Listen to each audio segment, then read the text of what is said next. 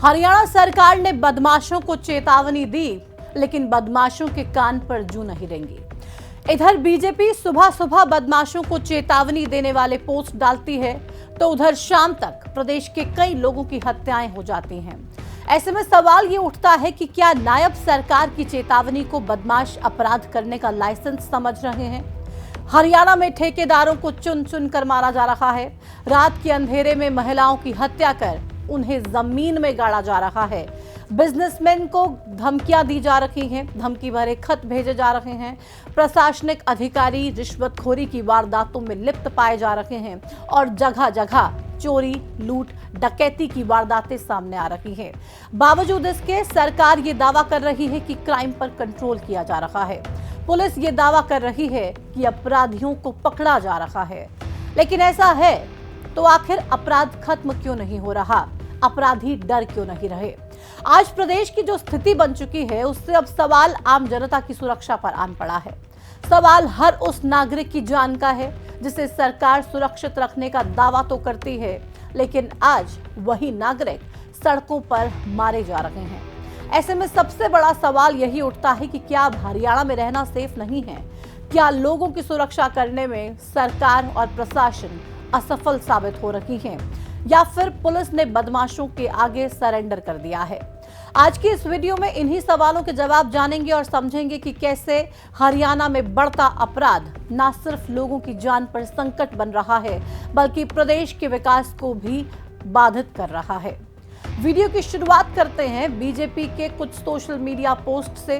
पिछले कुछ दिनों से हरियाणा बीजेपी के ट्विटर हैंडल से लगातार अपराधियों को चेतावनी देने वाले पोस्ट शेयर किए जा रहे हैं। बीजेपी ने पहले इसी महीने की 20 तारीख की सुबह 9:27 पर एक पोस्ट शेयर किया था, जिसके कैप्शन में था, यो नायब का हरियाणा है, गुंडागर्दी छोड़ दो या फिर हरियाणा।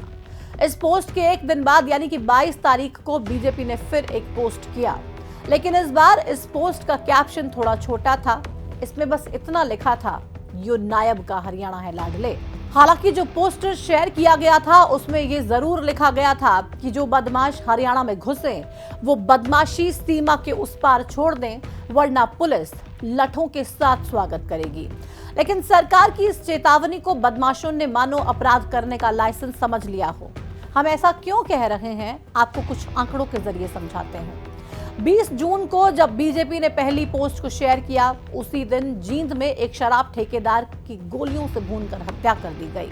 बदमाशों ने शाम को 5:30 बजे के करीब ठेकेदार वीरेंद्र पर गोलियां बरसाई, जिससे कि उसकी मौत हो गई। हत्या की जिम्मेदारी गोल्डी बराड़ और रोहित गोदारा गैंग ने ली। इसी दिन एक ऐसे हत्याकांड का भी खुलासा हुआ जिसने पूरे प्रदेश को दहला दिया। फरीदाबाद में एक घर के बाहर गड्ढे से महिला का शव बरामद हुआ। महिला का नाम तनु राजपूत था, जिसकी उसी के ससुर और पति ने दहेज के लिए हत्या कर दी थी। पलवल से भी इसी दिन एक विवाहिता की हत्या करने का मामला सामने आया। महिला की हत्या दहेज को लेकर की गई। इसके अलावा जींद में एक सनकी युवक ने दिन दहाड़े 2 बहनों पर गोलियां चला दी। गोली लगने से दोनों बहनें गंभीर रूप से घायल हो गई और आरोपी फरार हो गया। इसी दिन रेवाड़ी में एक महिला की लाश भी मिली। उसी के पार्टनर ने उसकी हत्या कर दी थी। वहीं रोहतक में हरियाणा पुलिस के सब इंस्पेक्टर ने खुद की सर्विस रिवॉल्वर से खुद को ही गोली मारकर आत्महत्या कर ली थी। इतना ही नहीं, सोनीपत में तो विजिलेंस की टीम ने डीसी के पीए को ही 3.5 लाख रुपए की रिश्वत लेते गिरफ्तार कर लिया। इसके अलावा कई जगह पर चोरी और लूट की छोटी मोटी वारदातें भी सामने आई। एक दिन में हुई इतनी सारी अपराध की वारदातें ये बताती हैं कि सरकार की चेतावनी से अपराधी कितने ज्यादा डर रहे हैं, या फिर उन्हें कानून का कितना खौफ है। सुबह सरकार अपराधियों को अपराध ना करने की चेतावनी देती है, लेकिन रात तक अपराधी ये बता देते हैं कि सरकार उनका कुछ नहीं बिगाड़ सकती। खैर, ये सिर्फ एक दिन की कहानी नहीं है। प्रदेश में अगर आप पिछले 1 महीने की खबरों पर नजर डालेंगे तो पाएंगे कि प्रदेश में हर दिन हत्या और लूट की ढेरों वारदातें हो रही हैं। हम आपको पिछले कुछ दिनों का आंकड़ा बताते हैं और समझाते हैं कि अपराध पर कितना अंकुश प्रशासन की तरफ से लगाया जा रहा है। इसी महीने की 14 तारीख को कैथल जिले के गोलाचीका में 17 साल के युवक की चाकू मारकर हत्या कर दी गई। युवक पर चाकू से 12 से 15 वार किए गए थे।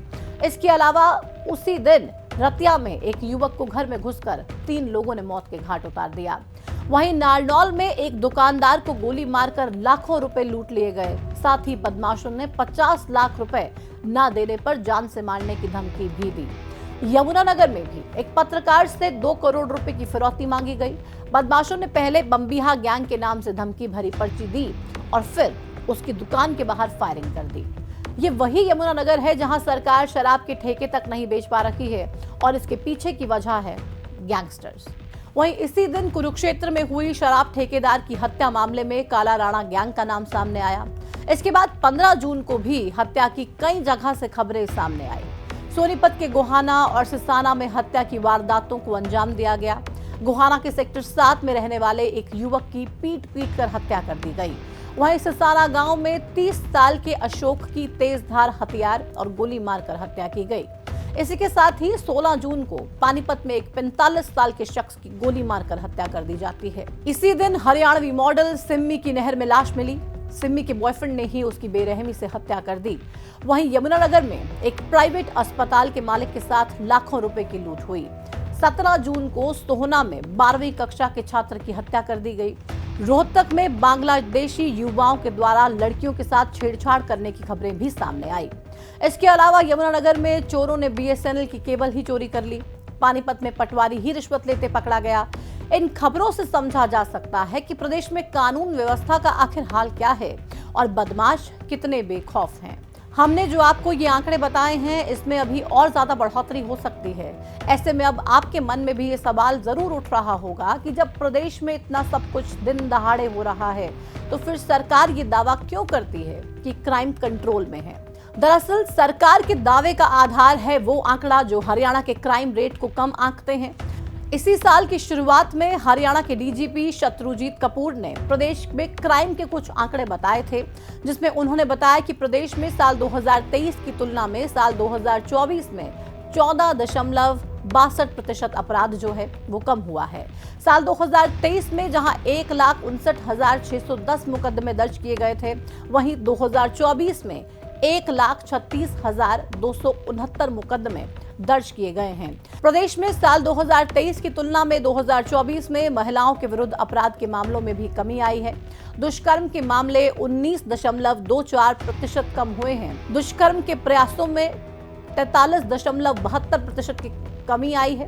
छेड़छाड़ के मामले 36.82% तक कम हुए हैं और दहेज हत्या में 14% की कमी दर्ज की गई है। लेकिन डीजीपी शत्रुजीत कपूर के ये आंकड़े बताने से पहले विपक्ष के नेताओं ने भी कुछ आंकड़े बता दिए। विधानसभा चुनाव से पहले विपक्ष ने आंकड़ों में प्रदेश की कानून व्यवस्था को समझाते हुए ये बताया कि हरियाणा में हर रोज 5 से 6 दुष्कर्म और 3 से 4 मर्डर हो रहे हैं। और अगर आज की परिस्थिति के लिहाज से देखा जाए तो आंकड़े अमूमन ऐसे ही नजर आ रहे हैं। ऐसे में सबसे बड़ा सवाल यही उठता है कि आखिर सरकार कहां फेल हो रही है। मुख्यमंत्री नायब सिंह सैनी ने जब से सीएम पद की कमान संभाली है, तभी से बदमाशों को वो चेतावनी दे रहे हैं, धमका रहे हैं और बता रहे हैं कि हरियाणा में इन बदमाशों की कोई जगह नहीं है। लेकिन आज नौबत यहां तक आ गई है कि बदमाशों ने सरकारी खजाने को भरने से ही रोक दिया है। प्रदेश में शराब के धंधे से सरकार को सबसे ज्यादा रेवेन्यू होता है, लेकिन आज वही शराब के ठेके बदमाशों की दहशत की वजह से नीलाम नहीं हो रहे हैं। ठेकेदारों ने अपने हाथ पीछे खींच लिए हैं और पुलिस ने मानो आंखें मीच ली हों। ऐसे में सवाल यही है कि अपराध की फाइल आखिर कब पूरी तरह से बंद होगी और कब जनता खुद को सुरक्षित महसूस कर पाएगी। आपके क्षेत्र में कितना क्राइम है और सरकार इस क्राइम को कम करने के लिए, कंट्रोल करने के लिए क्या कदम उठा रही है, और जो भी कदम उठाए जा रहे हैं क्या आप उनसे संतुष्ट हैं? आपको लगता है वो काफी हैं? तो कमेंट सेक्शन में हमारे साथ जुड़िए और अपनी राय हमारे साथ जरूर साझा कीजिए। साथ ही ये भी बताइए कि जो नायब सैनी के पोस्टर्स जारी हो रहे हैं, उनसे आपको लगता है कि बदमाश अब डर जाएंगे, या फिर नायब सैनी पहले चेतावनी दे रहे हैं, जो अपनी मुस्कुराहट के लिए जाने जाते हैं और कहते हैं कि अपनी मुस्कुराहट से तमाम काम को कर देते हैं। कहीं मुख्यमंत्री नायब सिंह सैनी अपनी मुस्कुराहट से इन अपराधियों को एक मैसेज देने की कोशिश कर रहे हैं कि भले ही चेहरे पे मुस्कान है, अगर अब भी नहीं सुधरे आप लोग तो अच्छा नहीं होगा और तांडव कहीं ना कहीं देखने को मिलेगा।